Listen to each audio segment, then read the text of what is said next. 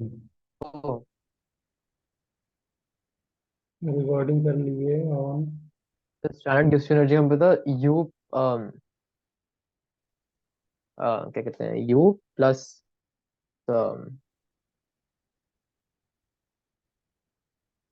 Gibbs free energy में you कहाँ आता है?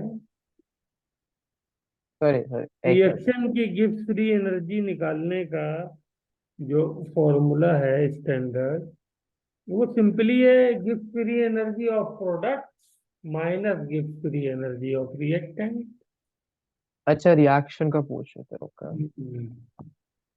नहीं, एक और फॉर्मूला पढ़ाया था ना आपने, कुछ हाँ, तो यू वो plus H P V minus minus. P delta है इसका।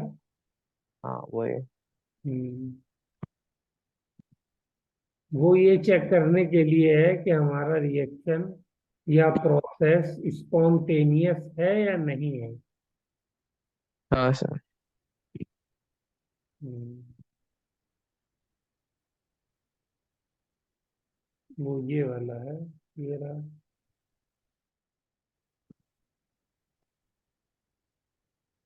ठीक है ना? ये यस। स्टैंडर्ड कंडीशन के लिए है, नॉट हटा देंगे तो नॉन स्टैंडर्ड कंडीशन के लिए हो जाएगा। ये नॉट जो लगा हुआ है ये हटा देंगे तो नॉन स्टैंडर्ड कंडीशन हो जाएगी। ठीक है। यस। हम्म, चलिए, ये है डेल्टा जी ऑफ रिएक्शन। क्या करना होगा? Delta G of product minus delta G of reaction. Okay. Okay. Hmm, और यही मैंने आपको और कल ही बताया था कि यही सेम इक्वेशन, मतलब सेम फॉर्मूला किसके लिए है? डेल्टा एच के लिए भी है और डेल्टा एस के लिए भी है।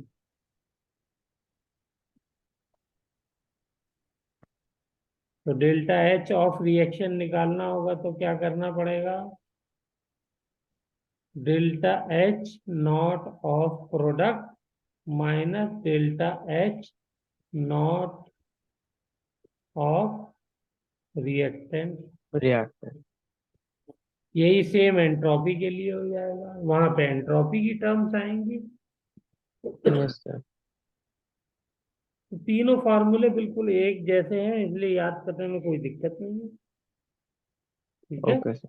हम्म।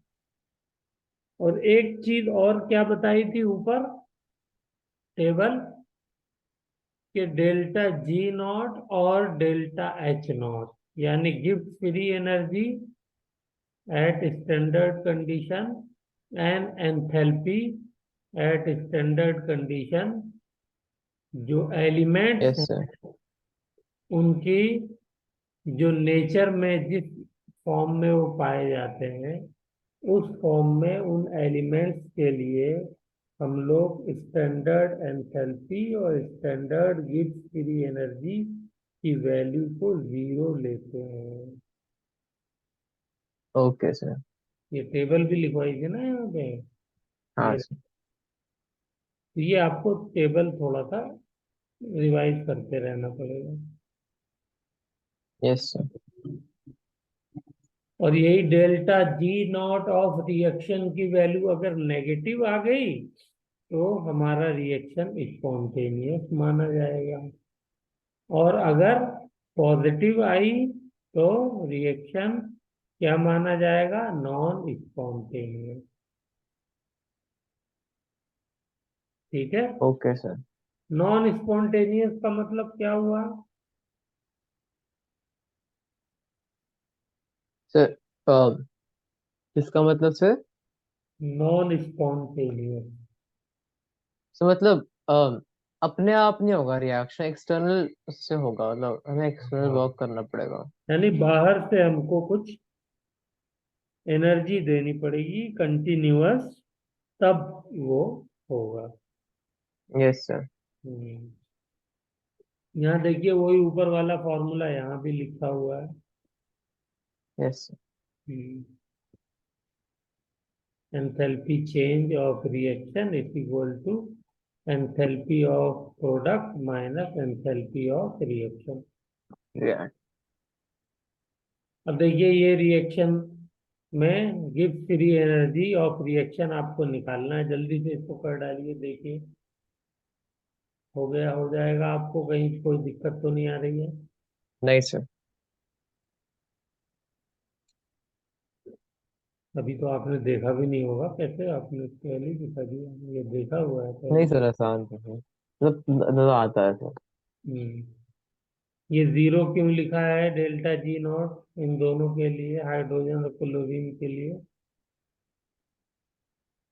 सर हाइड्रोजन और क्लोरीन के लिए जीरो क्यों लिखा है? हाँ ये देखिए ना, एरो लगा के इनको जीरो वैल्यू ली है। क्योंकि ये डिवाइड। एलिमेंटल स्टेट में है।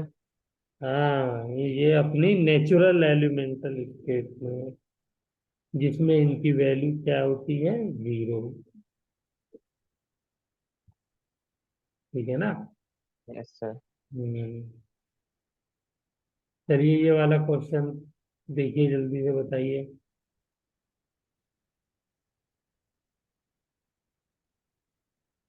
एंट्रोपी निकालनी है, इसके अंदर चेंज इन एंट्रोपी ए से बी।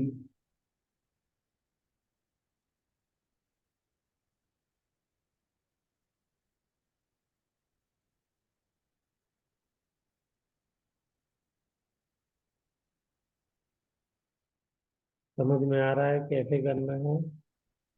हाँ क्या किया है बताइए। सर, हमने दे रखी थी वैल्यूज। अब अगर हम एस ए से, हम बस ऐड करना है सर ए से बी के लिए, क्योंकि वो एक हाँ, हमें बस ऐड करना पड़ेगा निकालने के लिए बाकी सब। क्यों क्योंकि है? अगर हम ए से बी जाना है, हम्म। तो फिर हम ए से सी, सी से डी और डी से बी जा सकते हैं, और तभी हम बी पे पहुंच सकते हैं। तो वो सेम रहेगा कंपैरिजन टू ए से बी जाने के लिए। जब हम्म। सबको ऐड कर देंगे तब आसान से भी रहेगा। तो क्यों सेम रहेगा? क्योंकि अब ये स्टेट फंक्शन है, तो यस, फाइनल इनिशियल स्टेट पे डिपेंड निश्चित करता है। तत्व। यस, यू आर राइट, यही तो जुमला कहलाना चाह रहा था मैं आपको। क्योंकि ये स्टेट अच्छा। फंक्शन है तो किसी भी पाथ से जाइए, इनिशियल फाइनल पोजीशन पे अगर आप सेम है तो चेंज जो आएगा वो सेम आएगा। यही तो स्टेट फंक्शन की प्रॉपर्टी है। ठीक है ना? Yes sir. चलिए क्वेश्चन 3 करिए, ये वाला ज्यादा काफी अच्छा क्वेश्चन है। जल्दी से करके मुझे बताइए, समझ में आ गया? Question 3। Hmm. Sir molecules on the reaction half x2 3/2y2 gives x by xy 3. Find temperature at equilibrium. gives t 0 है। ओके।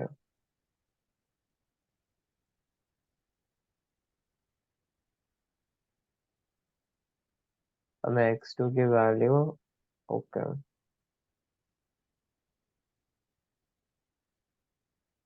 ठीक है। xy3 की एंट्रोपी कितनी है? 50।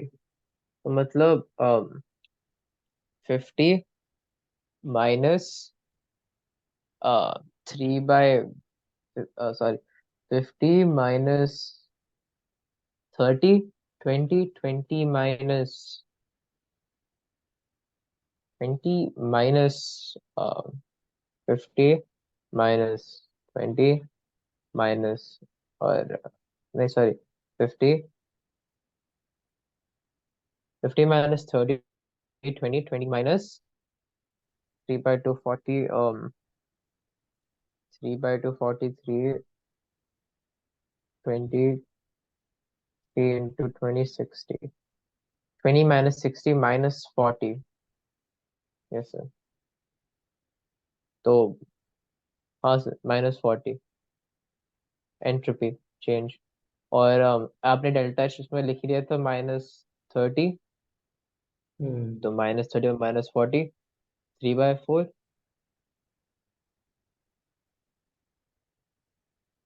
सर, ये ये फॉर्मूला कैसे आया?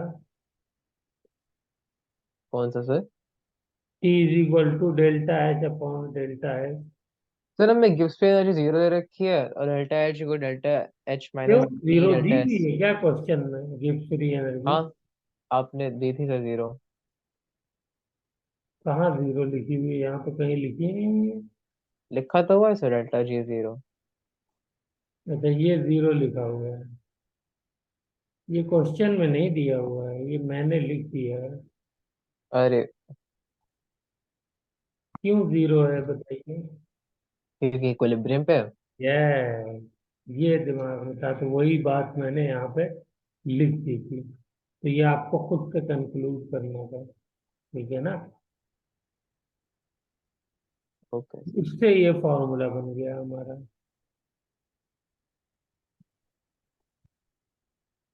हम्म।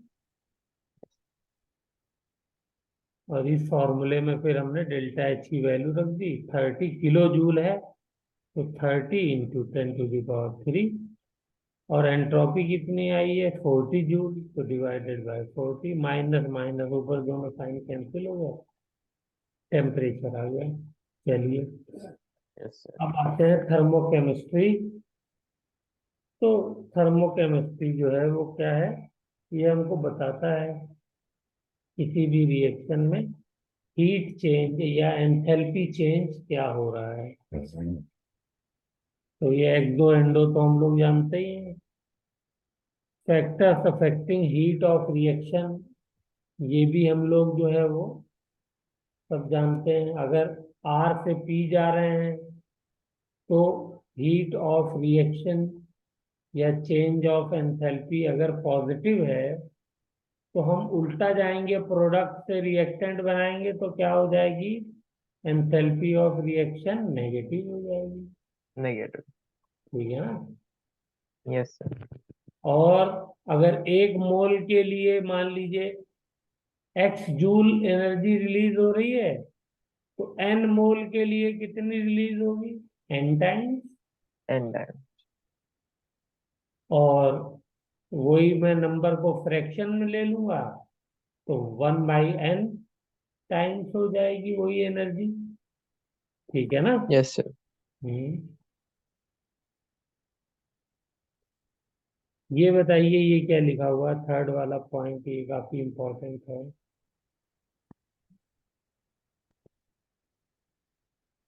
थर्ड वाला पॉइंट, हम्म। मतलब कौन सा सर थर्ड वाला पॉइंट? यही जो मैंने ब्रैकेट लगाया है इसमें। R reaction to product, reaction to product, delta R, मतलब रिएक्शन एंथैल्पी, एंथैल्पी। तो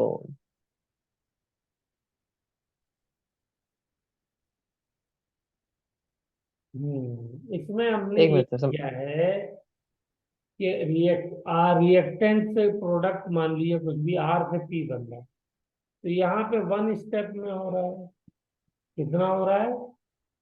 वन यस। स्टेप में।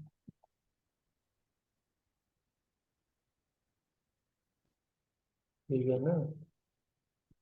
और यही रिएक्शन अगर कई स्टेप में हो तो भी एंथैल्पी ऑफ रिएक्शन क्या रहेगी?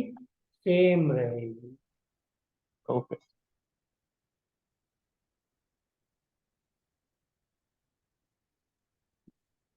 ये बात समझ में आई? अगर सेम प्रोडक्ट बन रहा है और कई स्टेप में रिएक्शन हो रहा है तब भी एंथैल्पी ऑफ रिएक्शन सेम रहेगा। बता सकते हैं क्यों होगा ऐसा? State function enthalpy. State function है इसलिए, जैसे एंट्रोपी में हुआ था। और हाँ सर। इसी को तो हम लोग और किस नाम से जानते हैं? um, हेस लॉ भी तो यही कहता है हाँ sir, Hess law. Okay, yes sir. कि रिएक्शन चाहे एक स्टेप में हो और चाहे कई स्टेप्स में हो, एंथैल्पी चेंज उस रिएक्शन का सेम रहेगा। और यस सर। क्या है, मतलब यही तो है। Okay. Yes sir. Okay sir. ये देखिए थोड़ा सा स्पेशल केस है।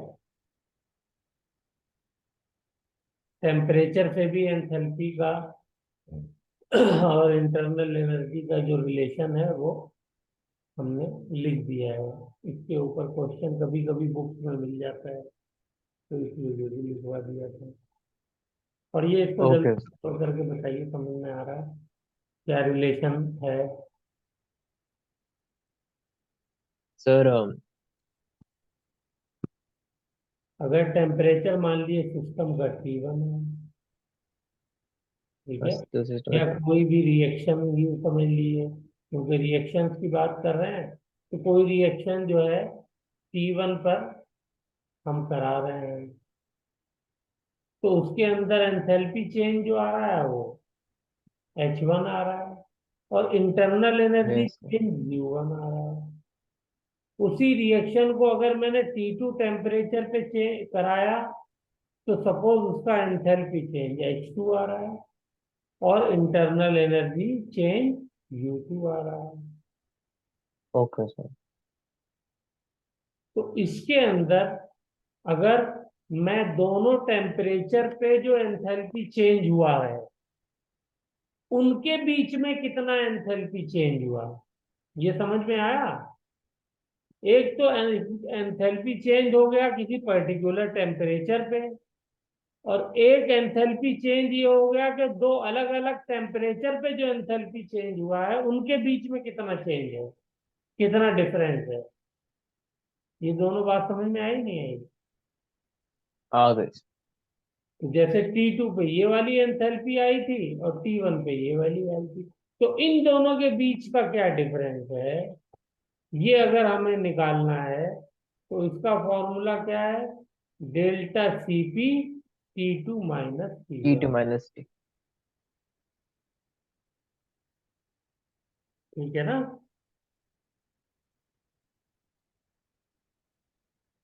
Delta Cp T2 minus T1,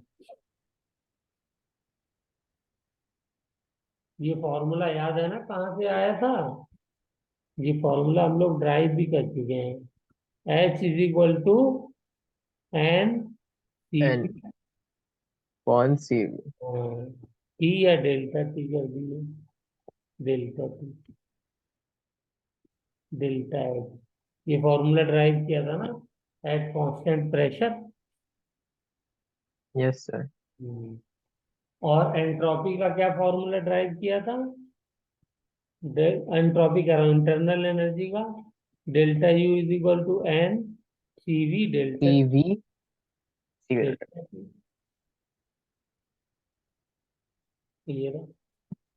तो उसी फॉर्मूले को हमने क्या किया है, पहले T2 के लिए लिखा यही फॉर्मूला एनसीपी डेल्टा टी, और फिर किसके लिए लिखा, T1 के लिए लिखा। तो जब दोनों के लिए लिखा, तो उसमें जो हीट कैपेसिटी चेंज हो रही है वो डेल्टा हो जाएगी। ठीक है, और उसको कैसे निकालेंगे?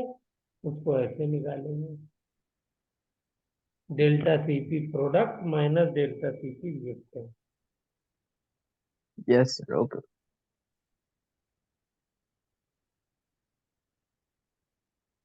और इंटरनल एनर्जी के लिए भी सेम फॉर्मूला बनेगा, बस उसके अंदर सीपी की जगह सीवी आ जाएगा।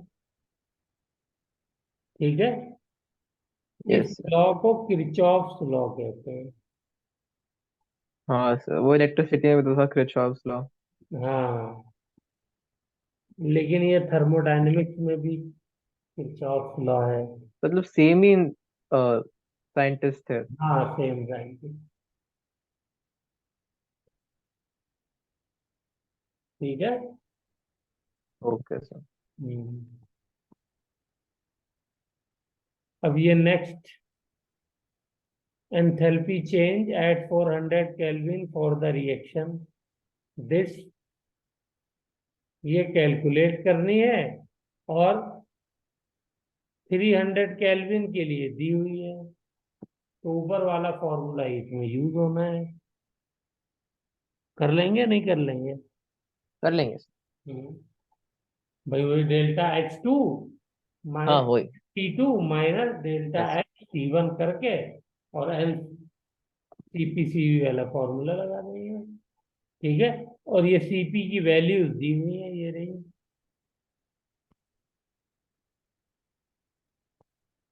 जल्दी से एक निगाह डाल लीजिए। ये वैल्यूज दी हुई है। तो इस रिएक्शन के लिए CP कैसे निकलेगा? CP of product minus CP of reactant. Product में क्या है? NO2। NO2 का CP कितना है? 35। ये रहा 35 आ गया। फिर रिएक्टेंट CP। तो रिएक्टेंट में क्या क्या है? नाइट्रोजन है, ऑक्सीजन है। तो नाइट्रोजन का CP कितना है? 30। लेकिन क्योंकि हाफ मोल है तो 1/2 हो जाएगा। ऑक्सीजन का CP कितना है? 30। तो इसका तो पूरा मोल है, तो ये 30 हो जाएगा। अच्छा, ये दोनों वैल्यू सेम क्यों है, बता सकते हैं? N2 और O2 की हाँ। पता नहीं सर, दोनों सेम पीरियड से हैं, पर दोनों सेम पीरियड के हैं। थोड़ा सा ठीक है।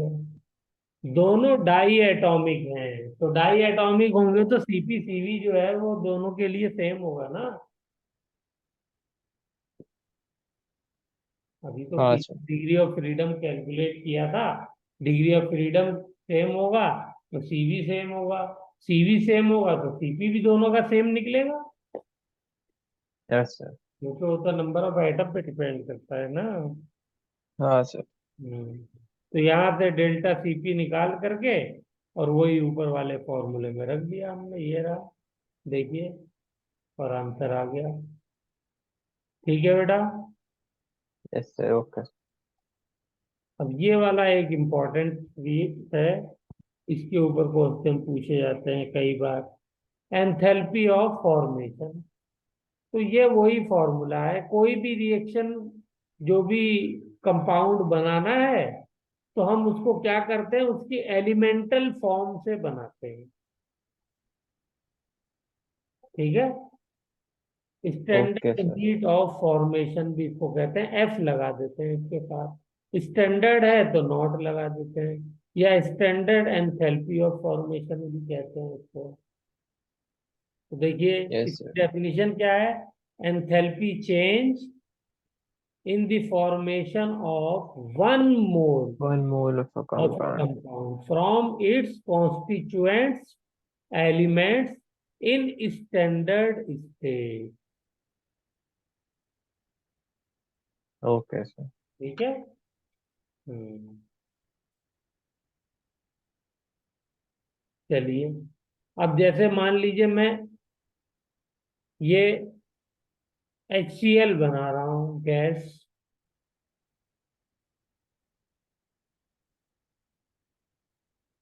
ठीक है। Yes sir. हम्म। तो ये, इसका कैसे लिखूंगा? डेल्टा HF कैसे निकलेगा?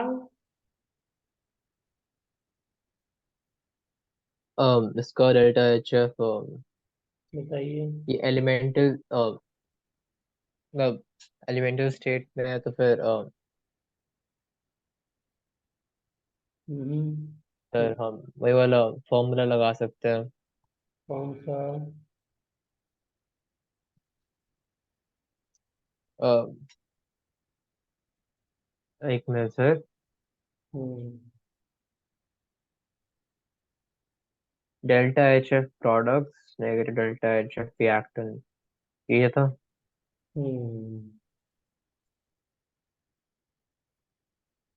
अच्छा, यहाँ पे ये बताइए, चलिए। ये मैंने यहाँ पे कैंसिल क्यों किया है, इसको टिक क्यों किया है, राइट टिक क्यों किया है?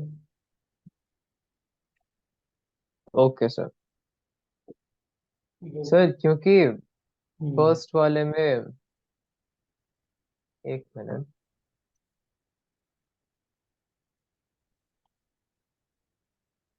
हम्म। सर क्योंकि मेरे हिसाब से फर्स्ट वाले में 1 मोल ऑफ कंपाउंड होना चाहिए, मतलब 1 मोल ऑफ प्रोडक्ट होना चाहिए, तो हम उसी के लिए यस, निकाल सकते हैं। Very good. देखिए ना, डेफिनेशन में क्लियरली लिखा हुआ है यस वन सर। मोल होना चाहिए, तभी एंथैल्पी ऑफ फॉर्मेशन कहलाएगा। तो यहाँ पे 1 मोल नहीं, 2 मोल बन रहा है। तो ये एंथैल्पी ऑफ फॉर्मेशन नहीं, जो वैल्यू आएगी वो एंथैल्पी ऑफ फॉर्मेशन नहीं कहलाएगी। तो 1 मोल यस सर। के लिए चाहिए, तो या तो जो वैल्यू आई है उसको हाफ कर दीजिए यहाँ पे, या फिर इधर रिएक्टेंट साइड में हाफ हाफ मोल दोनों का लीजिए, और जो हीट रिलीज होगी वो एंथैल्पी ऑफ फॉर्मेशन कहलाएगी। बोलिए, यस सर। इसको दूसरा और क्या नाम दे सकते हैं एंथैल्पी ऑफ फॉर्मेशन को हम लोग? स्टैंडर्ड भाई रिएक्शन भी तो हो रहा है ये, तो तो एंथैल्पी रिएक्ट, ऑफ रिएक्शन भी कह सकते हैं इसको। पर वो देखिए, तो फिर कंफ्यूज नहीं हो जाएगा पहले वाले उससे? क्या कंफ्यूजिंग हो जाएगा? मतलब जो पहला delta H, sorry delta R H था, वो भी तो हम्म। यही था। हम्म। तो मैं सिर्फ फॉर्मेशन और एंथैल्पी तो बोलना चाहिए सर। नहीं, तो एंथैल्पी ऑफ रिएक्शन जो है वो पर मोल होगी। तो जो भी एंथैल्पी आएगी उसको हम 1 मोल के लिए कैलकुलेट कर लेंगे। तो इसको जो यस सर। फॉर्मेशन है इसको हम एंथैल्पी ऑफ रिएक्शन भी कह सकते हैं। ये है कहने का मतलब। Yes sir. ठीक है ना? कोई कंफ्यूजन हो तो पूछ लीजिए। नहीं कंफ्यूजन नहीं है। चलिए, ऐसे ही अच्छा, इसको लिखेंगे तो इसके लिए अगर कैलकुलेशन करना पड़ा तो कैसे करेंगे? जैसे ऊपर डेल्टा एच ऑफ रिएक्शन हमने निकालना सीखा है। Delta H of reaction standard form, standard state is equal to delta H of product yes sir. Standard state minus delta H of reactant standard state. यही वाला फॉर्मूला लग जाएगा। हाँ sir. ठीक है ना? तो इसको रिएक्शन की जगह मैं एफ लिख दूंगा बस। यहाँ पे मैं क्या लिख दूंगा? एफ है। फॉर्मेशन हो जाएगा। यहाँ पर भी लिख देते हैं, और यहाँ की बजाय यहाँ पर भी लिख देते हैं डेल्टा के साथ। यहाँ पर भी लिख देते हैं। ठीक है ना? तो अब मुझे ये बताइए, प्रोडक्ट में क्या आएगा अगर मैं इस वाले के लिए लिखूं रिएक्शन के लिए? तो प्रोडक्ट में क्या आएगा? प्रोडक्ट में आएगा, बोलिए, प्रोडक्ट में H of H C L. ये तो हो यस। गया प्रोडक्ट, 1 मोल के लिए लेंगे, माइनस रिएक्टेंट के लिए डेल्टा एच ऑफ H2 और इसका half, yes sir. Plus half half delta H of Cl2। और ये दोनों की दोनों एलिमेंटल स्टेज में ही हमको लेनी होती है। रिएक्टेंट कहाँ लेते हैं, कौन सी स्टेट का लेते हैं डेल्टा एच ऑफ फॉर्मेशन निकालने के लिए? एलिमेंटल वाला लेते हैं ना हाँ बेटा। Elemental state, yes yes. तो एलिमेंटल वाले के लिए तो एंथैल्पी जीरो होती है स्टैंडर्ड स्टेट की। होती है हाँ नहीं सर। होती? यस।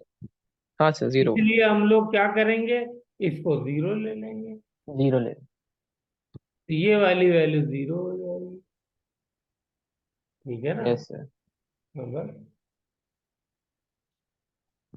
तो ये हो गया। तो इस तरीके से वैल्यू निकल जाएगी।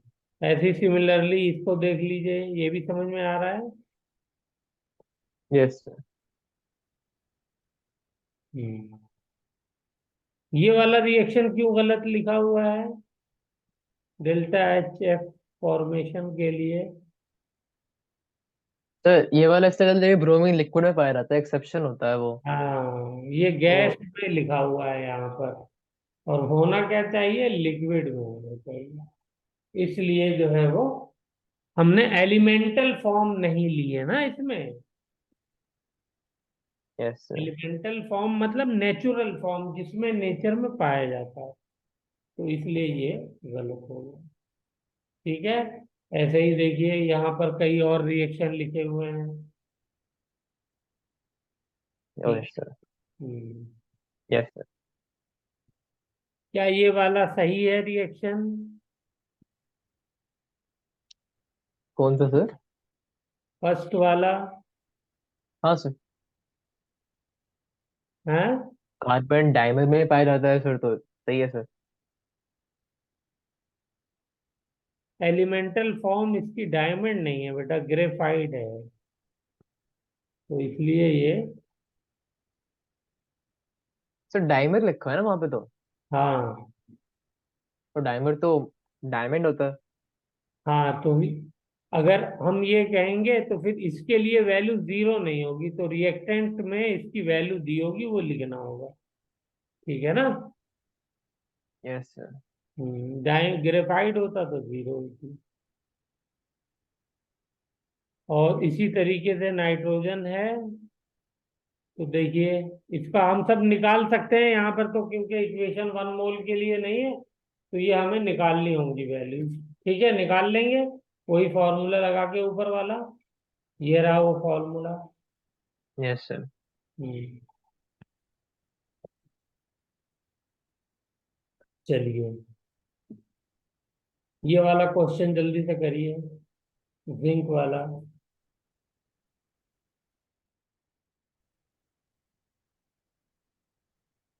Zinc ZnOS plus CO gives us ZnS plus CO2 delta HF compare. किसका किसका है सर ये? अच्छा ZnO का -350, उसका 390, और इसका 110। एक मिनट सर। -390 माइनस एक ही मोल है, एक ही मोल है। एक मिनट, बैलेंस है ना इक्वेशन सर ये? ओके, बैलेंस्ड है। वही करना है, प्रोडक्ट माइनस रिएक्टेंट करना है। वही कर रहा है। हाँ। तो जो एलिमेंटल फॉर्म में होगा वो जीरो हो जाएगा, और जो एलिमेंटल फॉर्म में नहीं होगा तो उसकी वैल्यूज हमको दी हुई है, ये रही। 40 माइनस वैल्यू रख दें। 100। ठीक है ना। Yes sir. हम्म, ये रिएक्शन दिया और ये फॉर्मूला दिया हुआ है हमको। Enthalpy of reaction in standard state is equal to enthalpy of formation of products in standard state minus enthalpy of formation of reactants in standard state। तो yes sir. अब ये हैश लॉ में तो कुछ बताने वाला रह नहीं गया, वही है। नहीं sir. Total enthalpy of reaction is same whether reaction is carried out in one step और मोर देन वन स्टेप। तो चाहे ए से बी में डायरेक्ट जाइए, चाहे इस पाथ के जरिए जाइए, ए से सी, सी से डी, डी से बी, क्या होगा? एंथैल्पी चेंज सेम आएगी। क्यों सेम आएगी? क्योंकि ये एंथैल्पी स्टेट फंक्शन है। क्लियर हो गई बात बेटा? Yes sir. इसी का ये एक एग्जांपल लिखा हुआ है।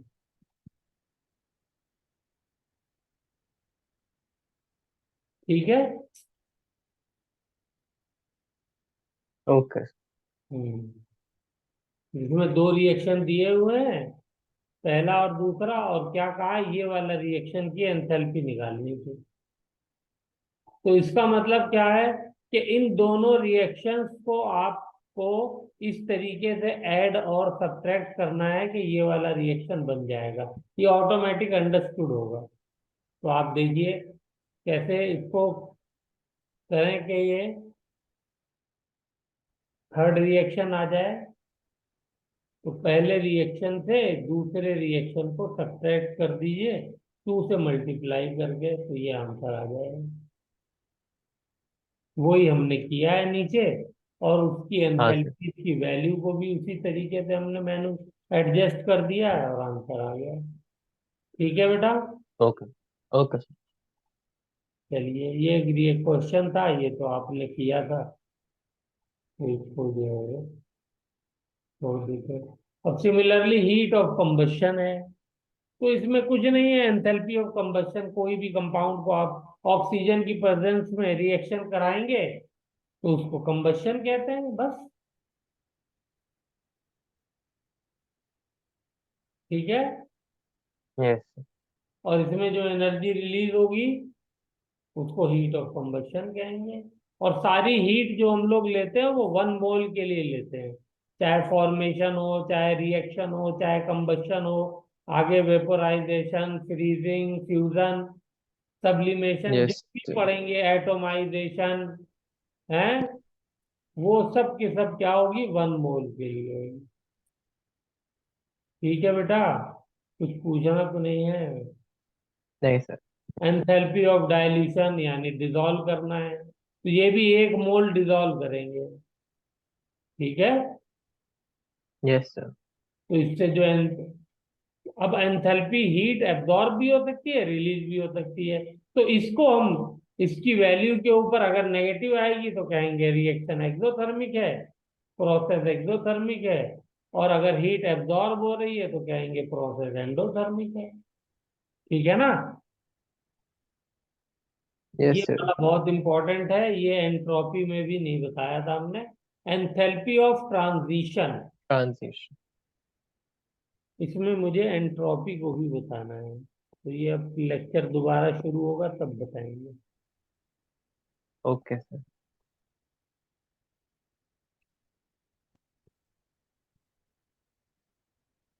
डिवाइड हो गया।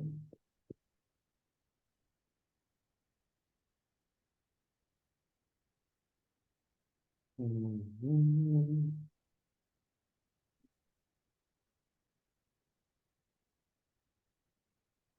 यहाँ पे दिखा रहा है